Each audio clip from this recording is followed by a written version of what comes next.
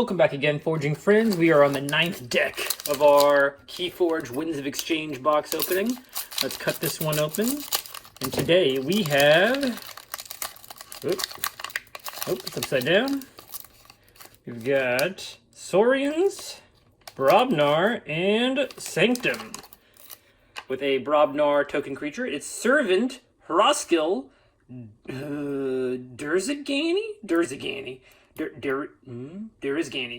and it's got a fish with 3 eyes on it and a lot of electricity. Electricity and fish doesn't sound great together, but we'll see what the deck has. Dropping down the Archon card, today's token is called the Grumpus, a 2-power creature with splash attack 1. Pretty good. Could spread some damage around potentially. Recruit. We're starting with Saurians. It's recruit the action card with play. Make a token creature. If you exalted a friendly creature this turn, archive recruit. We've got Failing Strike, action card with an Amber Pip. Play, choose a creature, deal 1 damage to it for each friendly creature. You may exalt a friendly creature to repeat the preceding effect. Great to have exalt effects with the Recruit. Epic Poem, an action card with play. Exalt a friendly creature, gain 1 amber for each amber on that creature. Always good. Crushing Charge, action card with an Amber Pip. Play, destroy each creature with power 4 or lower, gain 1 chain. Good to have a decent ward wipe there. Chancellor Dexterous, a 3-power creature. After Reap, you may exalt him if his right neighbor. If you do, that creature belongs to House Saurian for the remainder of the turn. Can use a card off house. Very nice.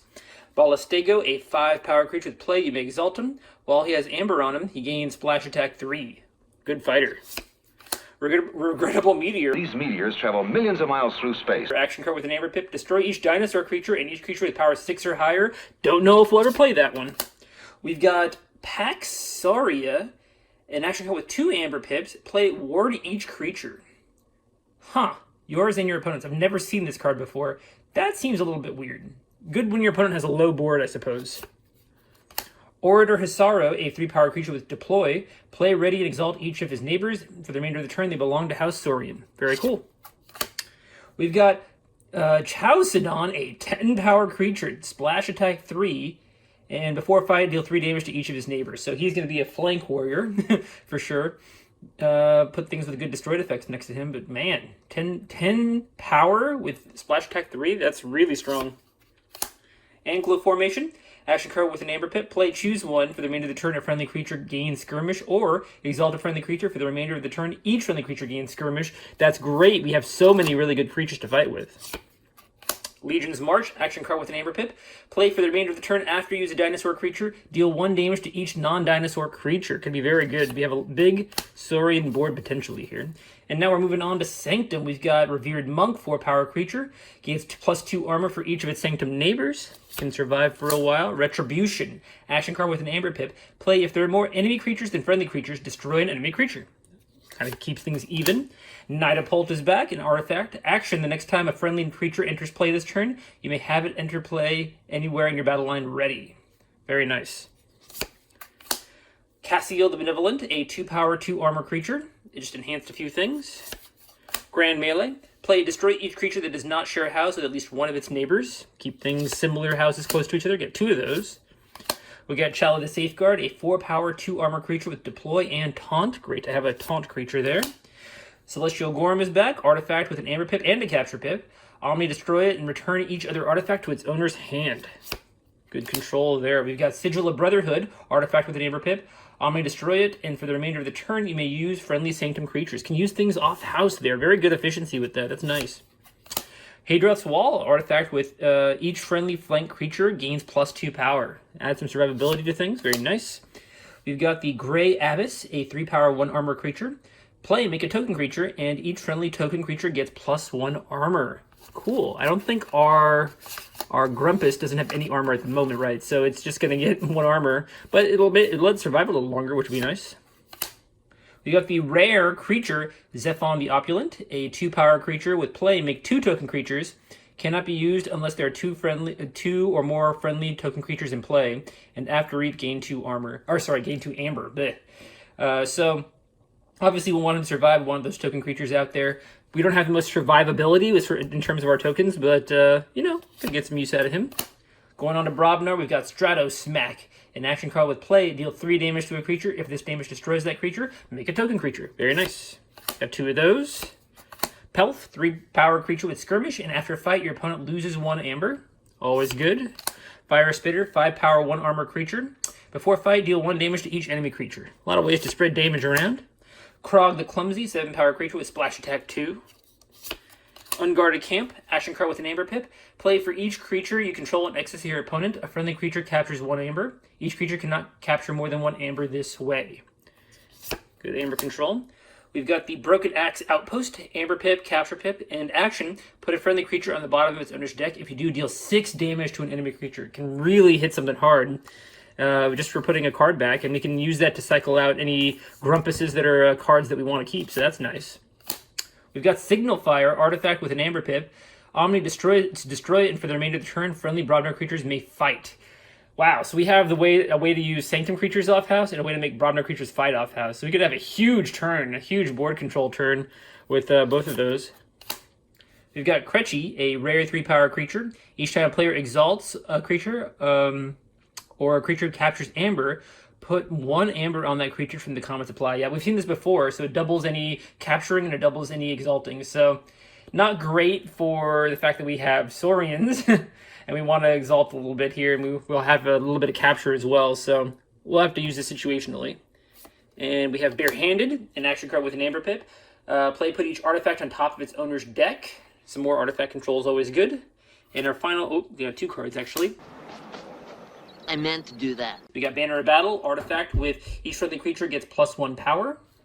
Very nice, especially with Brobnar. And then we have the rare Autocannon. An artifact with an Amber Pip. After a creature enters play, deal 1 damage to it. Lots of ways to spread damage. And since we have creatures, we have 3 big houses here, that'll probably be pretty good. That's a really cool card. I forgot about that card. I'm surprised that it's back. All right, well, I'll go ahead and do the counts, and I will be right back. All right, welcome back. This deck has 13 creatures, 4 creatures in Saurian, 5 in Sanctum, and 4 in Brobnar. Not great numbers, especially since we want a lot of fighters. For the power distribution, we have 2 2-power creatures, 5 3-power creatures, 2 4-power creatures, and then 2 5-power creatures, and 1 of each a 7-power creature and a 10-power creature. So basically, our deck is more kind of weighted toward the low side. Kind of makes the Crushing Charge board wipe a little bit hard to use because we're more likely to have a lot of low-power creatures out on the board. So that's one thing to consider. Looking at our token generators, we have 2 in Sanctum, 2 in Brobnar, 1 in Saurian. Decent distribution. Some of them are on creatures. The ones that are in Sanctum are the most high value, like Zephon and Grey Abyss. Probably the most high value ones. We do have that one recurable token generator within Saurian. I think it's Recruit. The one that lets you exalt. If you have exalted, you get to make a token creature. Yeah. All right, moving on, we have Amber on cards. We have 18 to 20, so we have low creatures, but we have a lot of Amber on the cards. Quite a lot of Amber pips. So I think we have even one with double pip, where each creature is kind of an interesting effect. So we have a lot of Amber on our cards. You can just even see, like, thumbing through, we have a lot of Amber on the cards. And then we have things like this that could potentially get us Amber, depending on whether we want to use it or not. So pretty cool. Amber Control. We have, let's see, we have some Amber Control in this deck. It's not the best, I want to say. So it just comes down to whether or not we get some of our pips here and whether or not we kind of fight in creatures. Most of what this deck is going to do, it's not really going to Amber Control our opponent too terribly much. Not many of our cards are going to reduce it. We have the Unguarded Camp. So we have 1 there, and then we have a couple of other things, but like a couple other one-off pips. But our main goal here is to kind of prevent our opponent. We have to race our opponent down because we don't have a lot of options when it comes to getting rid of a whole bunch of Amber. Artifact Control, we have 2. We have the Barehanded, and then we have the Gorm. So a couple of ways to get artifacts. They're not destroyed. Both of those are just kind of mitigating for a moment artifacts, so that's one thing to consider. But we have 2, which is nice. Creature control, we have 9.5. We have a few kind of board wipey things, and we have a few ways of just spreading damage around. A lot of ways actually of spreading damage around in this deck. It seems to be a theme for this set. And then efficiency, we have 4. A couple cards that let us use cards off house, like Orator Hisaro, the Dexterous guy here. And then we have those 2 artifacts that let us use all of our Sanctum creatures off house, and then one that lets us use our Broadno creatures to fight off house, which is really nice. And then, let's see, going into recursion, we have that Recruit. That's the 1 card that lets us recur. It just recurs on a after an Exalt, and then no disruption. So overall, I think this deck, we've seen similar decks to this kind of in the last few packs. I don't think this one's very strong. It's kind of lacking, creatures. It has a lot of Amber, but no Amber control is the main thing holding this thing back. Like, it's, you can't really stop your opponent's game plan, so you got to just make sure your game plan goes off faster, which is not a consistent strategy in my experience. So I'm going to put this in the 60s. I'm going to say this is like a 65-ish. That's just me guessing. But what do you guys think? Go ahead and leave your thoughts in the comments.